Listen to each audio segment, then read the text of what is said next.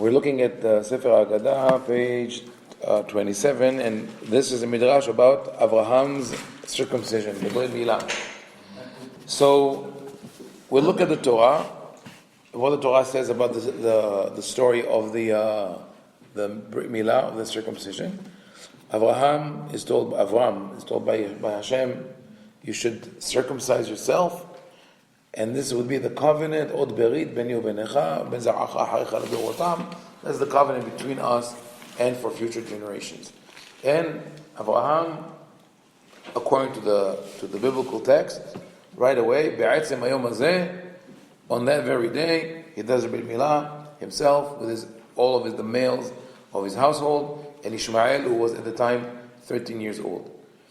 The following parasha, chapter 18 of Bereshit, is Parashat Vayera. It says, Vayera Adonai elav ve'Elonim Mamrei. Hashem reveals himself to Abraham. He sits at the place called Elonim Mamrei, which could either be the plains of Mamrei or the trees of Mamrei Elon, but it's traditionally translated in the Tanakh as in the JPS and other translations as the terebinths, which that doesn't really help because nobody knows what the terebinth is. It's a type of tree. So Elonim Mamrei, Abraham lives in this place, and Hashem reveals himself to him, and he sits at the opening of the tent, where there was a very hot day, Kehom Hayom, and he sees the three men coming to him. That's the whole story.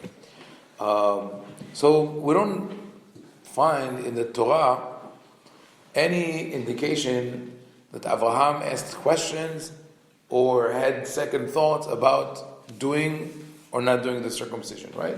He did it right away, and the very next thing that happened is divine revelation. The Midrash, though, sees it differently. And he reads this, Vayera elav Adonai be'Elonim Mamrei. The Midrash wants to know why, apparently that's the argument of the Midrash, that we are commenting on the text of the pasuk, of the verse. But remember that we said it's not always like that. The rabbis expand on the biblical narrative. But the rabbi said, why is it necessary to mention that Hashem spoke to Abraham or revealed himself to Abraham in the plains of Mamre, that man named Mamre? Why is it important? Do you have to, not every time Hashem talks to Abraham, we have the location of the conversation. So, the Midrash says, בשעה שאמר לו הקדוש ברוך הוא לאברהם לימול, הלך ונמלך בשלושה אוהביו ענר אשכול וממרא. When Hashem commanded Abraham to perform the circumcision, he went and consulted his three friends, Aner, Eshkol, and Mamre, which also seem to be brothers. So ask them, what do you think here? God asked me to do this. Do you think it's the right thing to do? Amar lo Aner, כבר אתה כבן 100 שנה, ואתה הולך ומצער עצמך. You're almost 100 years old. Why do you need this pain? You know, it's a dangerous procedure. Maybe you should ask for a second opinion, you know, before you do that. It's not right. So he asked for a second opinion, and that's Aner's brother, Eshkol. אמר לו אשכול, מה אתה הולך ומסיים עצמך בין שונאיך? Why would you be מסיים yourself amongst your enemies, which most people understand lesayem is to finish, like you're finishing yourself or you're destroying yourself, and you're surrounded by enemies. So it seems like to be an extension of the previous argument. It's just a dangerous procedure. Don't do it. Mamre though says, אלוהיך שעמד לך בכבשן האש ובמלכים וברעבון וזה הדבר לא תשמע לו. Says God supported you when you were thrown into the furnace. Other midrash that we mentioned, in the war against the four kings, during the famine. So all these things he did for you, and you wouldn't listen to him when he asked you to do it's a small sacrifice compared to what God has given you. And then Abraham accepts and does the Brit Milah. אמר לו הקדוש ברוך הוא, אתה נתת לו עצה טובה לימול, חייך אין נגלה עליו לא בפלטין של ענר ושל אשכול, אלא שלך, זהו שנאמר, וירא אליו אדוני באלוני ממרא. So Hashem says, because you gave him an advice to follow my commandment and to do the Brit Milah, I will talk to him not in the palace of your other brothers, but in your palace, and that's why he speaks to him. It's a beautiful midrash, There's no footing in the text. Hashem says also, the Torah says Hashem spoke to him in Hebron, in Kiryat Arba, in other places. The Torah once in a while indicates where the conversation took place. And he happened to live in Elonim Amrei. So we never find Abraham living in the territory of Aner or Eshkol. He always lived in Elonim. That was one of his places, but Elonim Amrei was the only one that is related to those three people. But there's a bigger problem, that the Torah doesn't really say that Abraham had any doubts about the Brit Milah. And why would he go and consult his non-Jewish friends whether to do or not to do it? The Midrash in another place says that it is connected to the text because those three men are called Ba'alei Berit Avram, the masters of the covenant of Avram, something like that. So they say here, Berit Avram means the Brit Milah. So those are the people who talk to him about the Brit Milah. Not a good argument either, because if those three people, two of them said don't do the Brit Milah, and one of them said yes, they cannot be called the masters of the covenant, because two of them rejected it. Besides that, the original context of Ba'alei Brit Avram is regarding the war that Avram conducted against the kings. And Ba'alei Brit Avram means that they had a military alliance, that sort of a treaty that when you're attacked, we'll come to help you, when we're attacked, you will come to help us. So they have nothing to do with the circumcision.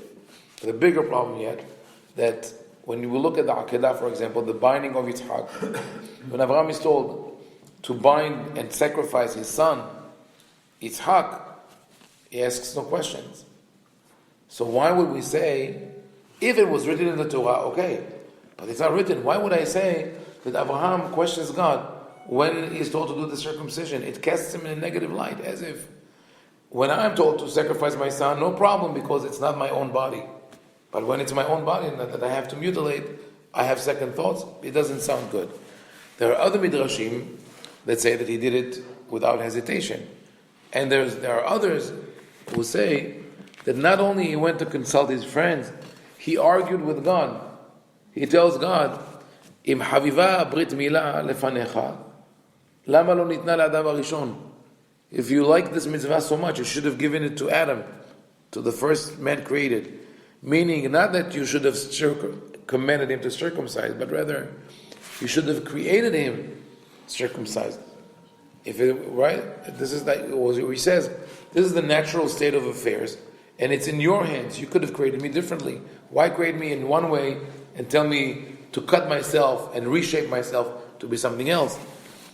And another midrash says that following the Brit Milah, Abraham sits at the opening of the tent, waiting for guests, and no one shows up.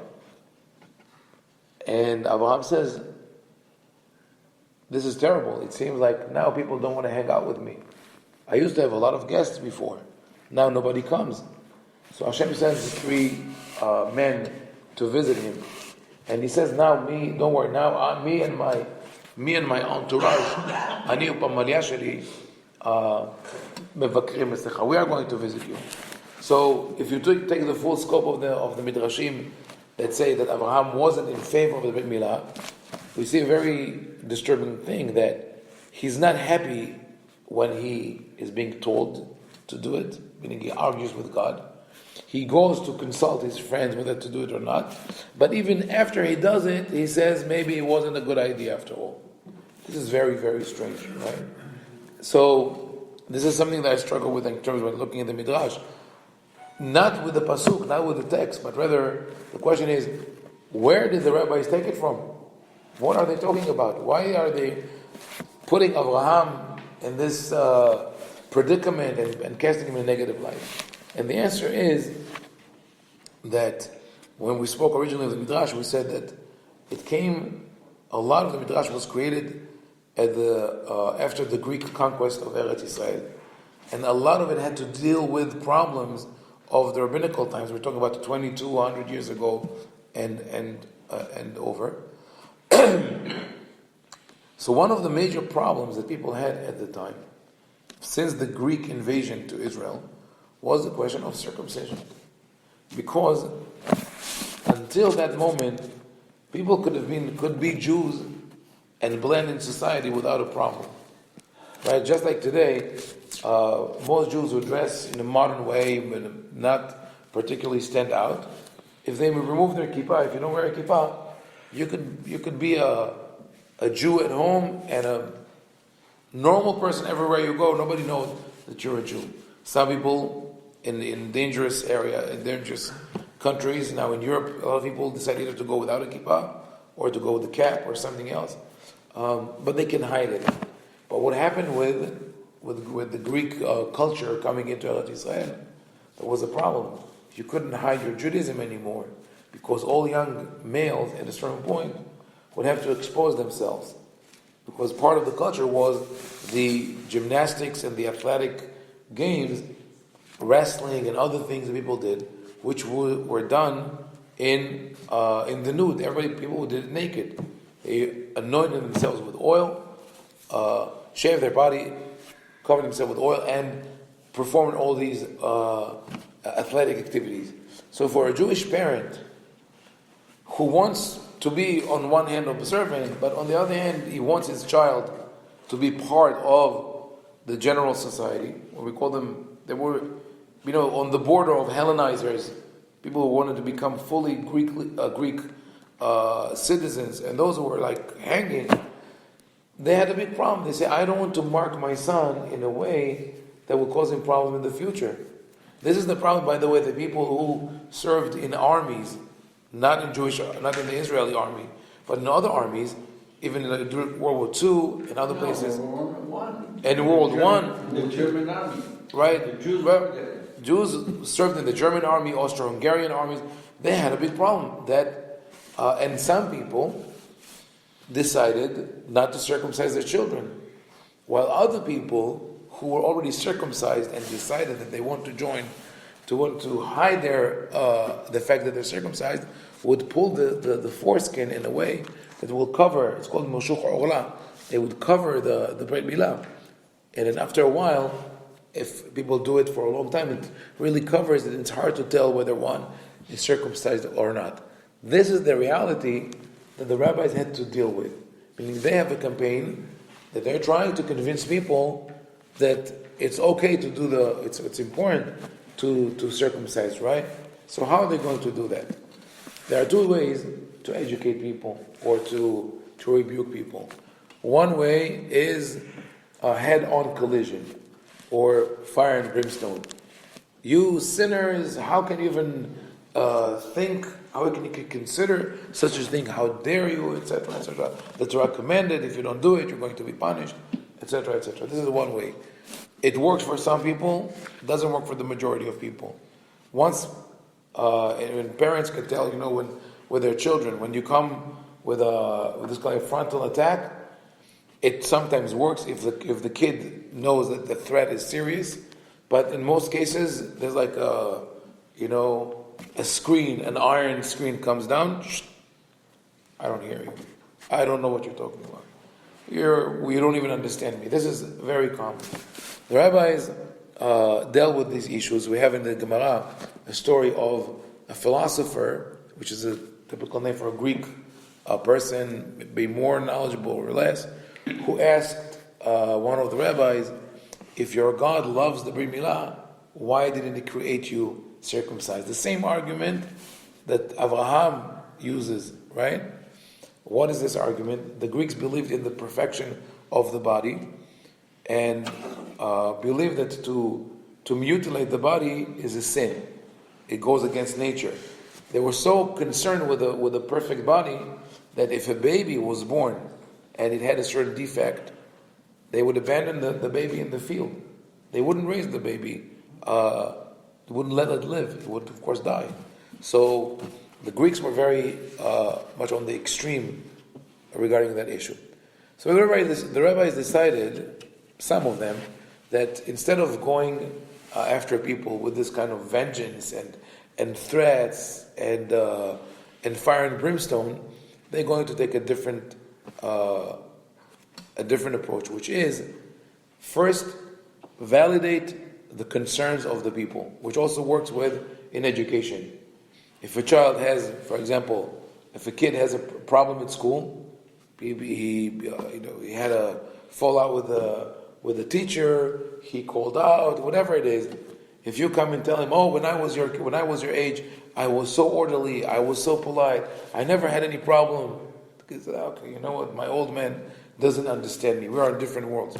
When you tell him, "Oh, when I was your age, I did the same. I was even worse. I dealt with those problems," and then he says, "Oh, you know what I'm talking about. We are sort of on the same page, and there's room for conversation."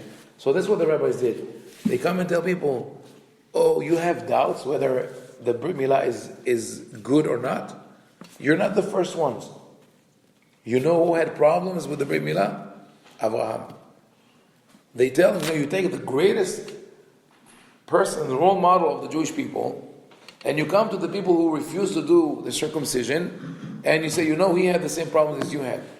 The same exact struggle. What is his struggle? He tells God, "Why didn't you create me circumcised?" That's the Greek argument that you care about. Then the ones that they put in the mouth of Aner and Eshkol. It's painful.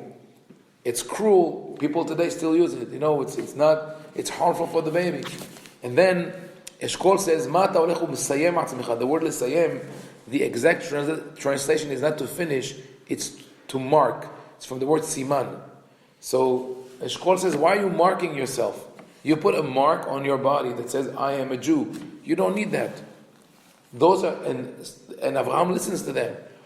But then Mamre convinces him by saying, God has been so good to you, and this is the way you show your faithfulness to God. That's your covenant, meaning that in the long term you benefit from this relationship with God, and you should do it. And as a result, really, Abraham, after the Brit Milah in the Midrash, says, maybe I shouldn't have done it. Again, the rabbis are talking to the people of their generation who say, maybe we should not have done the Brit Milah. And they say, before you did, you had visitors, you had friends, but of a different quality. Now, God and His entourage are going to cling to you. Meaning that by doing the Brit Milah, you mark yourself as belonging to the chosen people in the sense of you have to follow the word of the Torah, the mitzvot, and secure your future as a result. We see that Greek and Roman cultures disappeared and the Jewish people survived. So the campaign of the rabbis was successful. You have to remember that this whole midrash is agenda-driven, not in a negative way. It was an educational campaign. They wanted to achieve an understanding of the circumcision, that people will do it with joy and happiness and will not recoil from it because they want to be part of Greek society. And they used Abraham as a spokesperson. He's the one, it's like in the Alcoholic Anonymous that someone says, my name is there, and I'm an alcoholic, right? So the other alcoholics say, okay, we want to listen to you. So Abraham, sort of, this fictitious Abraham comes and says, I'm Abraham, and I had problems with the Brit Milah, but I decided to do it, you could do it too. And people decided to do it too. And we really have a proof for that from the Tosefta in Masechet Sotah, which speaks about the Bar Kokhba rebellion. It says that during the rebellion of Bar Kokhba against the Roman Empire, there were thousands of people who were meshuchei olah, thousands of people who performed this kind of procedure to cover their circumcision. But as part of the Bar Kokhba campaign, they recircumcised, meaning that the rabbis really achieved sort of a religious awakening, convincing people either to do the Brit Milah or to reverse their cover-up of the Brit Milah and recircumcise themselves. So just interesting and also sort of a cautionary tale. When you come to the Midrash, in this case it's written in Rashi on the Torah, and you read it, don't take it at face value, but we have to always ask the question, when was it written and who was addressed by it? And we do learn a lesson from this Midrash that when we want to educate and we want to influence other people, be it children or friends or students, we first have to understand where they stand and be in their world, and then being able to develop a dialogue, a conversation.